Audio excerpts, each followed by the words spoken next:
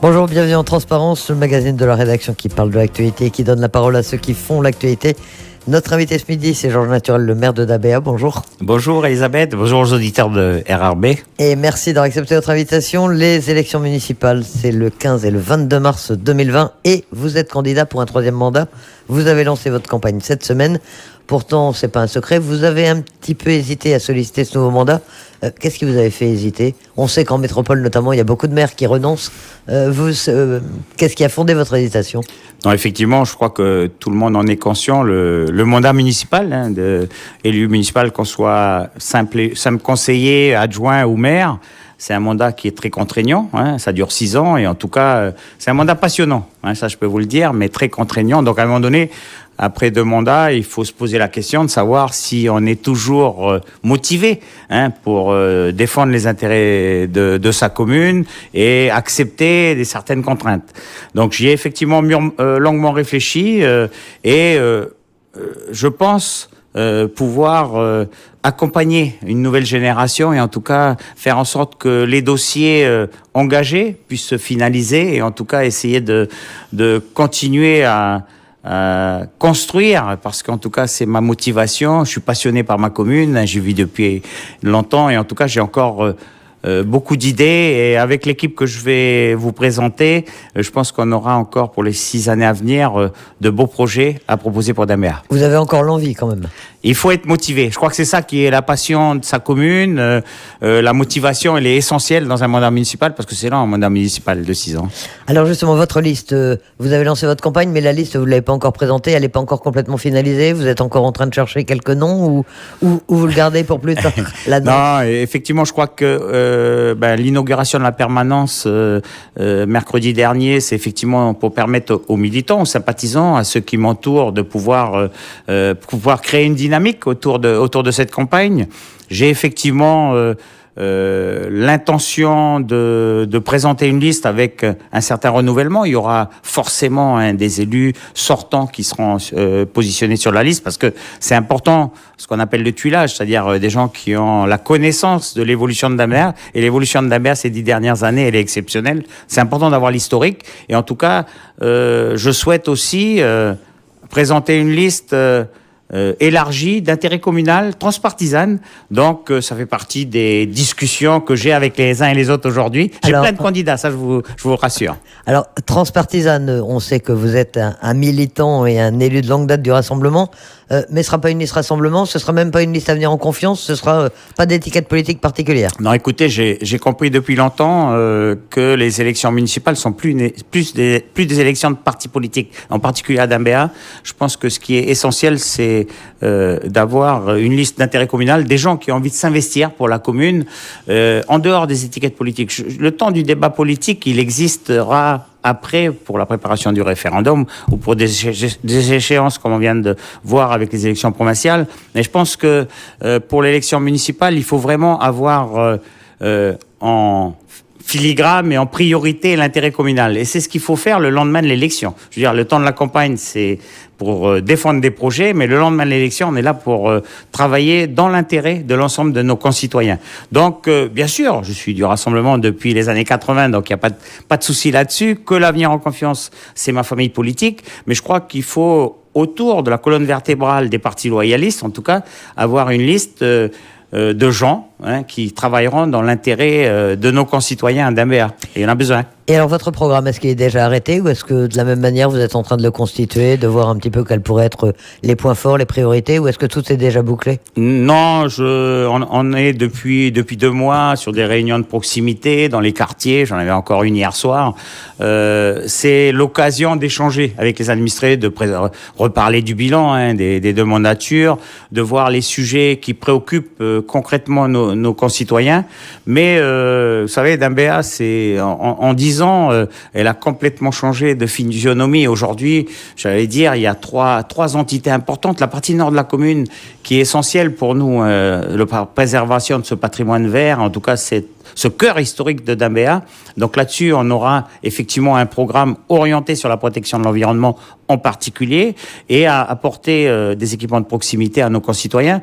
Dambéa Centre, le fameux centre-ville de Dambéa au carrefour de l'agglomération où il y a un certain nombre de projets qui vont sortir ces prochains mois. Pour faire un vrai cœur de ville. Un vrai cœur de ville au carrefour de l'agglomération et aussi un quartier, j'allais dire, avec une technologie moderne de participation citoyenne, donc c'est ce qu'on va présenter dans notre programme. Et puis, vous savez, en 10 ans, ce qui s'est beaucoup développé à Dambéa aussi, c'est le nouveau quartier de Dambéa-sur-Mer, hein, où on a aujourd'hui pratiquement 13 000 habitants, qui sont souvent dans le chantier. Aujourd'hui, il y a pas mal de chantiers, mais je crois qu'il va falloir qu'on apporte à ces populations des équipements de proximité, en tout cas des qualités de service et améliorer leur qualité de vie dans ce quartier. Alors vous êtes maire depuis 12 ans, déjà deux mandats. Dambéa effectivement s'est métamorphosé ces 10 dernières années. C'est devenu aujourd'hui la deuxième commune de la Nouvelle-Calédonie. On entend encore les résultats du recensement pour savoir exactement combien il y a d'habitants, mais c'est devenu vraiment une grosse commune. Vous allez forcément défendre un bilan. De quoi est-ce que vous êtes le plus fier sur ces 12 dernières années ? Alors, sur ces 12 dernières années, je crois qu'on a amené beaucoup d'équipements de proximité. J'aime pas trop dire ce mot-là, mais Dambéa a été considéré il y a 12 ans comme une commune dortoir où effectivement on y habitait parce qu'on avait besoin de logement. Tout le monde avait ses activités sur la commune de Nouméa, voire les communes voisines. Nous, notre travail, ça a été effectivement de faire en sorte d'apporter des équipements de proximité à nos concitoyens. Donc ça passe par les maisons de quartier, ça a passé ensuite par des commerces, hein, et il y en a un certain nombre qui se sont construits sur la commune. Donc je crois que c'est surtout cet aspect-là. Et puis je crois que, puis on en a parlé ces derniers mois, un élément structurant qui va changer beaucoup la vie des Dambéa, c'est effectivement la mise en place du transport en commun en site propre, du réseau Tanéo et du Néobus. Ça met les Dambéa aux portes de Nouméa et en tout cas ça va peut-être améliorer, je l'espère, en tout cas grandement, les problématiques de circulation dans l'agglomération nouméenne. Voilà, une vraie transformation de la commune. Donc le premier mandat, en revanche, il avait dû être consacré à la remise en ordre, notamment sur un plan financier. Ça a été compliqué aujourd'hui financièrement. Elle se situe comment, Dambéa ? On sait que toutes les communes ont des problèmes financiers. Non, mais effectivement, vous savez, je suis président de l'Association française des maires et c'est un sujet, en tout cas, qu'on aborde régulièrement avec mes collègues. Effectivement, il a fallu, dans la première mandature, restructurer la commune, la réorganiser, restructurer un certain nombre d'emprunts, et il y en avait pas mal. On a aussi réorganisé le plan d'urbanisme directeur de la ville, ça a été important, c'est-à-dire avoir une vision à long terme de l'évolution de la commune. Et puis, il a fallu rattraper des retards en termes d'équipements sportifs, équipements de proximité. Vous savez, on va ouvrir au mois de mars prochain la 4e école de cette mandature. Donc, je dis pas que c'est une école tous les ans, mais presque. Enfin, les équipements, ils ont été importants. Donc ça, on l'a programmé dans la première mandature. J'ai eu la chance, en fait, en 2008, d'avoir un magistrat de la Chambre territoriale des comptes qui a fait une analyse des comptes de la commune et de l'impact, par exemple, qu'allait avoir la ZAC de Dambéa-sur-Mer sur effectivement les comptes de la ville. On en a eu un autre l'année dernière qui n'a pas fait grand bruit parce qu'effectivement le magistrat s'est rendu compte qu'on avait répondu à toutes ces recommandations. Donc, dans ce domaine-là, je pense qu'aujourd'hui on est structuré. Alors, comme toutes les communes, effectivement, on a des contraintes budgétaires, contraintes financières, d'autant plus que Dambéa est une commune qui évolue démographiquement, donc il y a des besoins nouveaux qui s'expriment, et quand on n'a pas les financements pour répondre à ces besoins, mais il faut faire des choix. Il faut faire des choix, et c'est pas toujours évident le moment de l'arbitrage budgétaire, parce qu'effectivement, on a des choix à faire. Et le deuxième mandat, donc à partir de 2014, là, vous avez été confronté au changement avec l'arrivée du Medipôle, avec le chantier du Néobus. C'était ça les lignes de force de ces 6 dernières années ? Écoutez, le deuxième mandat, il était principalement axé sur effectivement l'arrivée de ces gros chantiers et du Medipôle en particulier, et puis à amener à nos concitoyens des équipements de proximité en termes de loisirs, de commerce, et c'est ce qui a été fait et ce qui va se finaliser dans les 2 ans à venir. Mais vous savez, et je le disais 2 ans avant l'ouverture du Medipôle, ça a complètement basculé Dambéa dans une autre ère, l'arrivée du Medipôle. il n'y avait aucune naissance à Dambéa avant son arrivée. Il y en a 2000 aujourd'hui. Il a bien fallu s'organiser pour pouvoir traiter administrativement tous ces éléments. Et oui, la plupart des petits Calédoniens naissent chez vous aujourd'hui. Il y en a déjà 2000 qui naissent aujourd'hui. Donc c'est une des raisons pour lesquelles on avait travaillé dans la première mandature sur le cahier des charges de la construction de l'hôtel de ville, qui a été réalisé dans cette mandature. Et je crois qu'aujourd'hui, cet équipement est grâce aussi aux 300 personnes qu'on a dans nos effectifs, parce que c'est pas évident de gérer une commune en développement comme la nôtre. Donc les élus, on peut avoir des volontés comme les cœurs citoyens, mais il faut des gens pour les mettre en œuvre. Et je voudrais profiter de l'occasion pour remercier ces 300 employés de la ville de Dambéa qui, à longueur de journée, travaillent dans cet intérêt. Et je crois qu'il y a une vraie dynamique qui s'est créée entre les élus et le personnel municipal. Il avait été critiqué, cet hôtel de ville, quand il avait été inauguré. On l'avait dit qu'il était un peu surdimensionné. Finalement, ça correspond aux besoins ou c'est pour le Dambéa des prochaines décennies? Non, écoutez, ça n'a pas coûté plus cher qu'un groupement scolaire. Mais il le fallait, je crois que c'était indispensable. On a aujourd'hui pu regrouper une centaine de personnes qui étaient disséminées auparavant dans toute la ville. Donc ça crée encore une fois un esprit d'entreprise et de dynamisme. Je parlais tout à l'heure de l'ouverture du Médipôle. L'état civil a complètement basculé. Alors on peut parler de l'état civil pour les naissances, les décès, mais aussi sur les listes électorales. Je veux dire, on le voit encore. Depuis quelques jours, c'est un travail que réalisent les employés de la ville. Aujourd'hui, il est utilisé, je dis pas à plein, mais presque à plein. Donc, en tout cas, c'était un bon choix. Il y a une perspective d'extension. Donc, on est sur un site extraordinaire et sur lequel il y a des possibilités d'extension. Il y avait la même réflexion en 72 lorsque Roger Larocque a construit l'hôtel de ville de Nouméa. Je m'en rappelle très bien. Aujourd'hui, Nouméa rachète des bâtiments, s'installe dans des quartiers de la ville. Alors, votre slogan de campagne pour cette pour votre candidature à cette troisième mandature, c'est pour une ville à votre image. C'est quoi l'image du Dambéen de 2019 ou de 2020 d'ailleurs? Elle a beaucoup évolué, on le disait, ces dernières années. Est-ce qu'il y a aujourd'hui une identité dambéenne? Non, effectivement, beaucoup le savent, c'est une de mes obsessions, de créer une vraie identité de la ville, faire en sorte que les habitants de Dambéa, qu'ils soient là depuis de longues années ou qu'ils arrivent récemment, on a reçu pendant une certaine période pratiquement 2500 personnes à Dambéa. Mon souci, c'est de faire en sorte qu'ils soient fiers d'habiter dans cette commune et en tout cas qu'ils revendiquent leur appartenance à la commune. Parce que, moi, étant un vieil habitant de Dambéa, c'est une commune qui a été toujours un petit peu à part. Alors, l'histoire, on la connaît, mais on essaye de redorer son blason. Et je crois qu'aujourd'hui, dans beaucoup de domaines, je peux parler du domaine sportif où on a des résultats aujourd'hui. Et le sport, c'est une manière d'identité, de défendre les équipes sportives. Et c'est déjà le cas aujourd'hui. Le côté poumon vert et verdoyant de la commune, c'est quelque chose qu'on doit préserver. Ça, c'est la rivière, le parc de la Dambéa, c'est des identités importantes. Et l'autre élément important, c'est un élément, j'allais dire, culturel et sociologique de la commune. On est vraiment une commune avec une diversité socioculturelle, avec des populations qui viennent de tous horizons. On le voit à la sortie des écoles. En tout cas, mon objectif, et c'est le travail qu'on a fait auprès de la jeunesse dans cette mandature, c'est effectivement d'amener toute cette jeunesse à participer à la construction de la cité, être fier d'habiter dans cette commune et en tout cas faire en sorte. Alors, on parle beaucoup de construction, d'un avenir commun, d'un destin commun. Je pense que c'est dans les communes comme Dambéa qu'on doit le construire. Avec un tissu associatif qui est assez vif, assez développé. C'est important et essentiel. Vous savez, je viens du monde associatif, donc je sais, hier j'avais encore une réunion avec un club sportif. Pour nous, c'est essentiel d'avoir ce relais du monde associatif entre les élus qui prennent des décisions et les associations qui font le relais avec nos concitoyens pour pouvoir les mettre en œuvre. Et je sais que la ville a un vrai tissu associatif qu'il faut préserver. Et c'est ce qui nous a permis, du reste, il y a 2 ans, d'obtenir le label Ville active et sportive grâce au mouvement associatif en particulier. Qu'est-ce qui reste à développer maintenant, et notamment dans les 6 prochaines années? Quelles sont les infrastructures? Vous nous parliez des écoles, donc vous en avez fait beaucoup. Il va falloir en ouvrir d'autres en fonction de l'augmentation de la population. Il y a encore des infrastructures routières. Quelles sont les priorités aujourd'hui? Alors, je crois que je vous ai parlé de trois entités à Dambéa. Il faut finaliser effectivement le cœur de ville, et c'est des choses qui vont se faire dans les 2-3 ans à venir. Je vous annonce que le FSH a déjà fait le choix de réinstaller son siège social à Dambéa, donc ce sera à Dambéa Centre.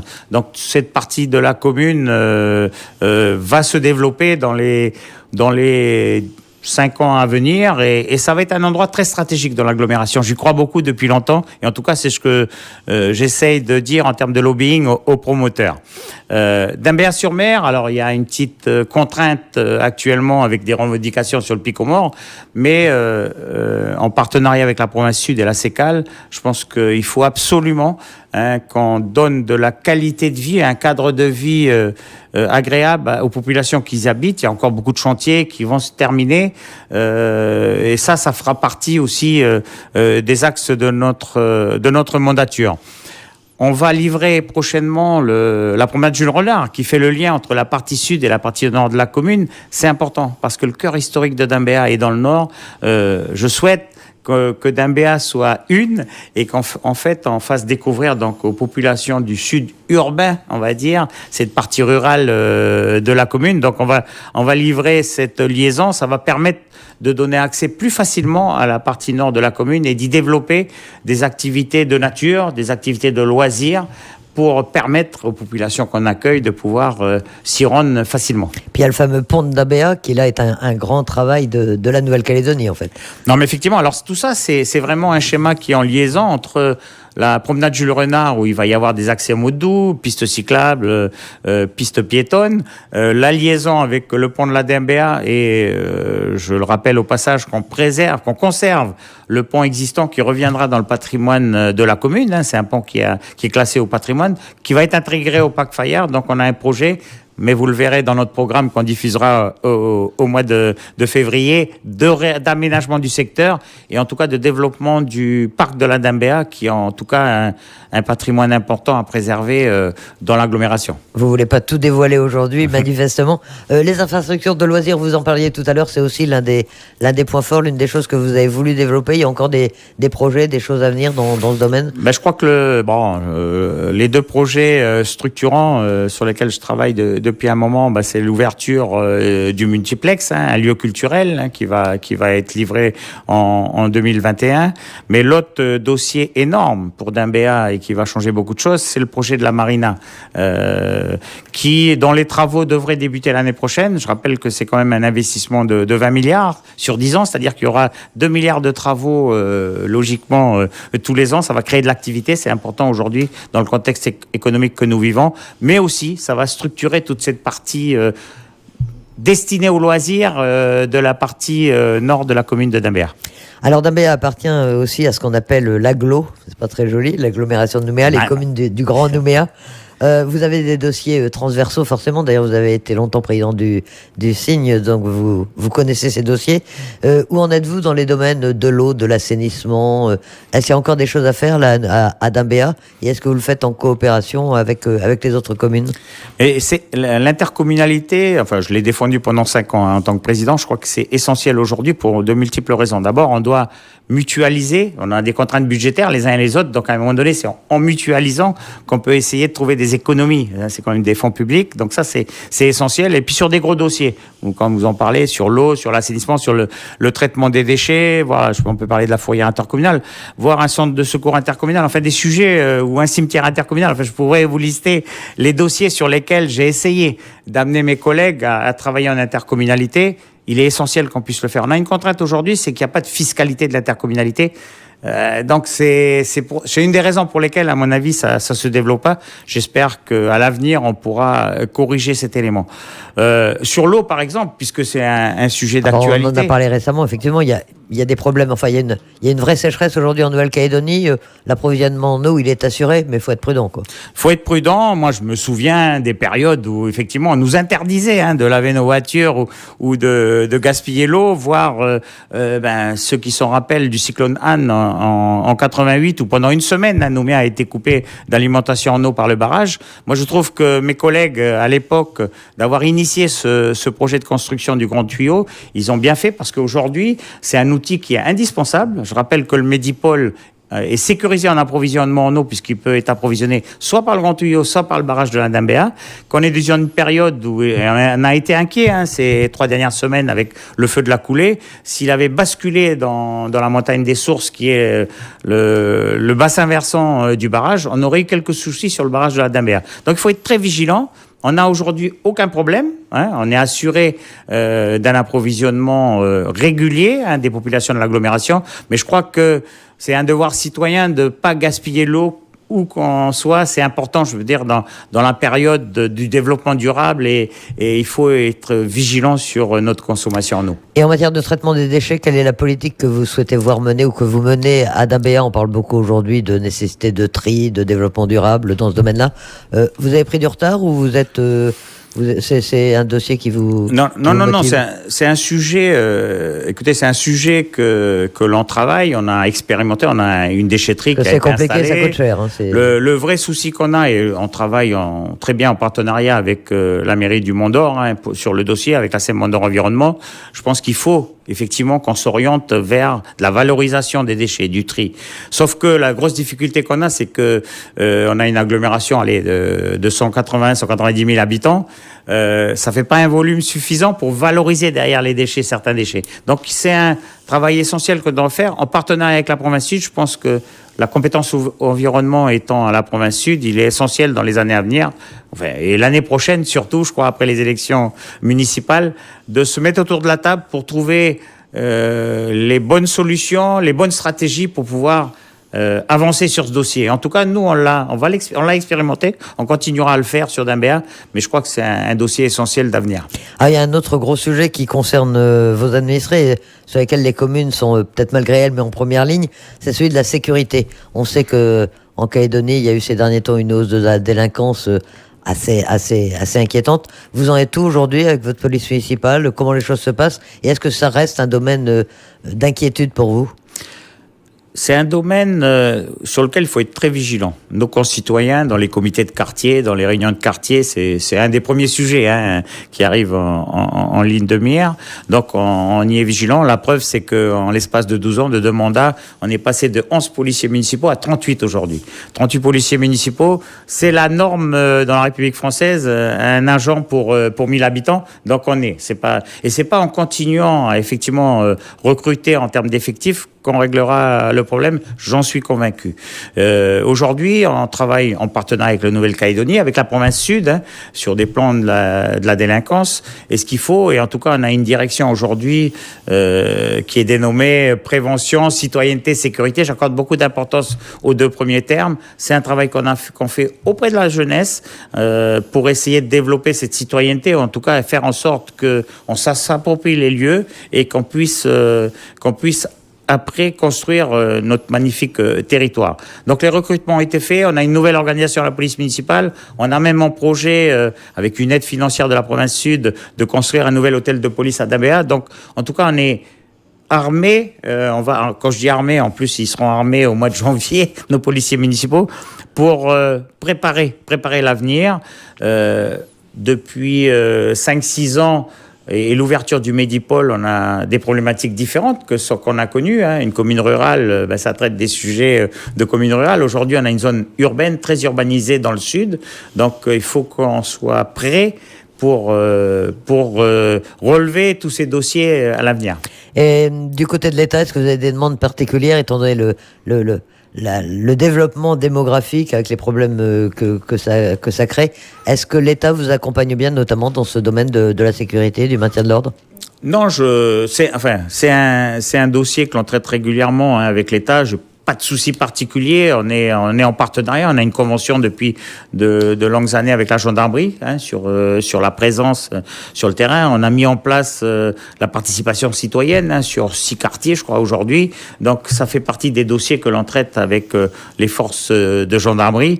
Il n'y a pas de souci particulier. Après, effectivement, c'est la présence sur le terrain qui est important. Donc, il faut que ce soit au niveau de la gendarmerie, soit au niveau de la police municipale, qu'on arrive à être présent au moment où on en a besoin. L'autre dossier sur lequel on a travaillé de longue date et qui est en train de prendre forme, puisqu'on a posé la première pierre, c'est la construction d'une nouvelle gendarmerie à Dambéa. Ça permettra d'avoir une vraie caserne et d'avoir une présence en termes d'effectifs sur le territoire de la commune. C'est quelque chose d'essentiel. Donc les travaux ont débuté et d'ici 2 ans, on aura effectivement une belle caserne de gendarmerie à Dambéa.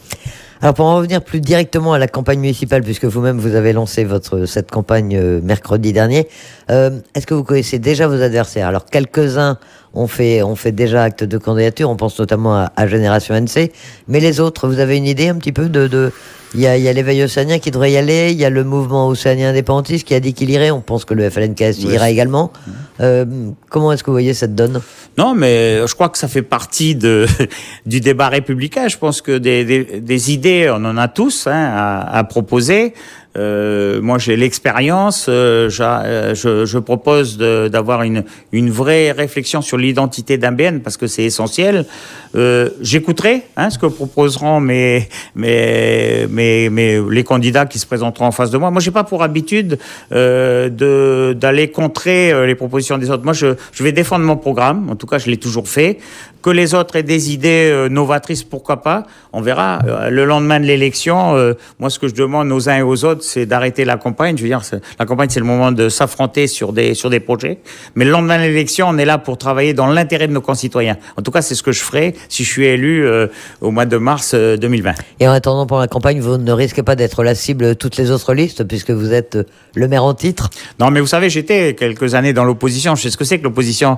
C'est confortable. L'opposition critiquée, c'est facile, mais après, il faut construire. Je veux dire, il faut être présent, il faut connaître les contraintes budgétaires, les contraintes administratives dans certains dossiers. Donc, on ne peut pas tout faire rapidement. Il suffit être persévérant, et en tout cas, je le suis. Je suis passionné par ma commune, donc en tout cas, j'ai des grandes idées, j'ai des bonnes idées pour la commune avec les collègues qui vont m'accompagner.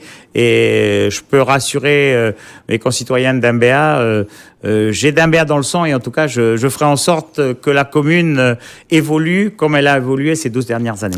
Alors, ce nouveau mandat municipal, il y a un calendrier électoral qui est très dense en Nouvelle-Calédonie, mais pendant ce mandat, il y aura l'organisation des deux prochains référendums, dont le deuxième référendum qui aura lieu le 6 septembre 2020. Comment est-ce que vous appréhendez cette échéance? Alors d'abord, au niveau de la municipalité, vous avez en charge tout le travail d'organisation, on en parlait tout à l'heure. C'est compliqué ou là, vous avez l'expérience du premier, maintenant, les choses vont être plus simples? Non, moi, je voudrais profiter de l'occasion aussi pour remercier les agents de l'État, de l'État civil de la ville de Dambéa en particulier, parce que ça a été un travail énorme qu'ils ont dû faire pour le premier référendum et la constitution de la liste référendaire.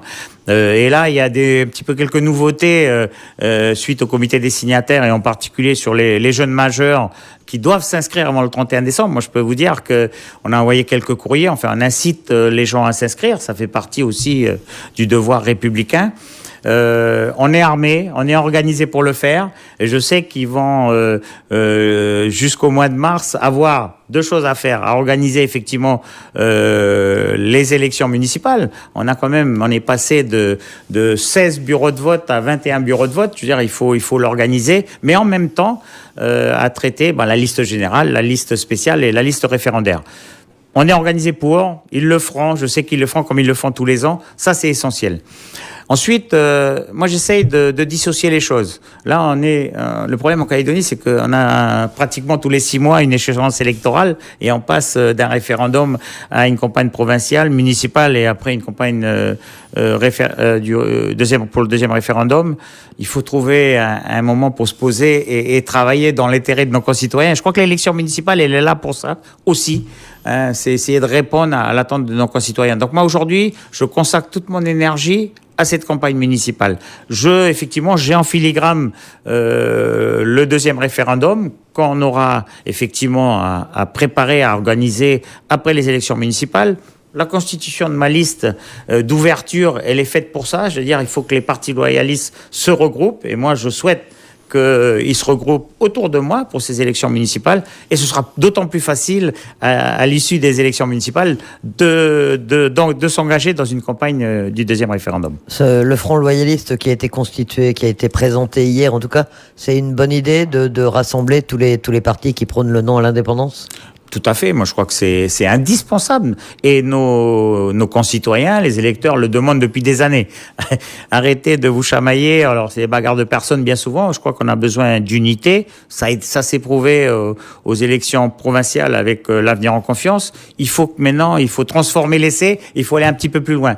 Et j'espère, en tout cas, que nos responsables politiques, quels qu'ils soient, auront cette intelligence de pouvoir, contrairement à ce qui a été un peu fait pour le premier référendum, à se regrouper pour préparer au mieux cette échéance importante pour l'avenir de la Nouvelle-Calédonie, qui sera le deuxième référendum. On arrive bientôt au terme de ce magazine Georges Naturel. On parlait tout à l'heure de vos adversaires pour cette campagne. On a reçu un communiqué de Génération NC qui présente une candidate, Cynthia Jean, aux élections municipales et qui se plaint qu'on lui ait refusé de continuer à louer une salle à la piscine. Qu'est-ce qui se passe? C'est déjà la campagne qui commence? Vous interdisez, le maire interdit certaines salles à ses concurrents? Non, pas du tout. Je rappelle quand même que depuis 2 ans, cet équipement il est géré par une société publique locale. C'est-à-dire que c'est plus un équipement de la ville de Dambéa, ce sont plus des agents de la ville qui gèrent cet équipement. Et du reste, j'ai pas autorité sur la gestion de ce centre aquatique. C'est une société publique locale avec des fonds publics, c'est-à-dire que vous avez comme actionnaire la ville de Dambéa, bien sûr, qui est majoritaire, la province sud et la Nouvelle-Calédonie. Ce débat, il a eu lieu en conseil d'administration.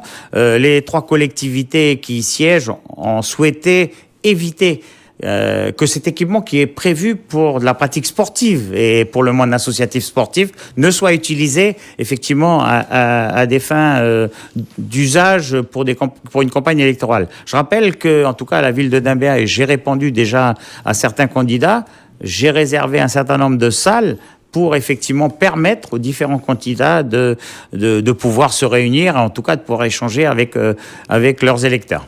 Alors nous sommes le 13 décembre, le premier tour de l'élection municipale, c'est dans pratiquement 3 mois, le 15 mars. Qu'est-ce que vous allez faire entre-temps? Vous allez pas pouvoir prendre de vacances, vous allez être sur le terrain en permanence. Quand est-ce que vous allez sortir votre liste d'abord, votre programme après? Non, là, donc, on vient d'ouvrir notre QG de campagne, et c'est important parce que ça crée une dynamique de groupe. En tout cas, je suis très sensible au management des équipes et ils attendaient que ça. Donc, en même temps, il y a une page Facebook qui a été ouverte. Enfin, on a un certain nombre d'éléments de dialogue.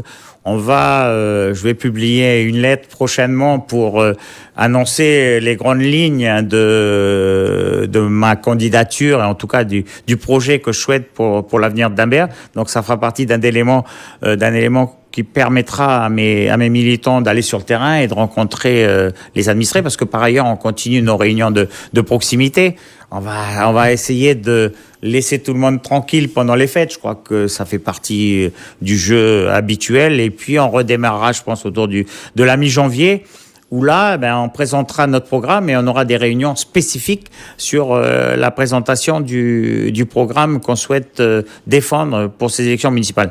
Et puis en février, ce sera le temps, bien sûr, de présenter la liste, parce que je crois que dans les élections municipales, on aime bien voir, ils connaissent la tête de liste pratiquement aujourd'hui, bien sûr, mais aussi avoir les noms des aujourd'hui 39. On est 35 élus aujourd'hui à Dambéa, on passera à 39 avec l'évolution démographique des 39 personnes qui m'accompagneront dans cette campagne. Et puis après, les réunions publiques, en fait, tout ce qu'on connaît d'une échéance municipale. Georges Naturel, maire de Dambéa, candidat à un 3e mandat. Merci d'accepter notre invitation dans ce magazine Transparence.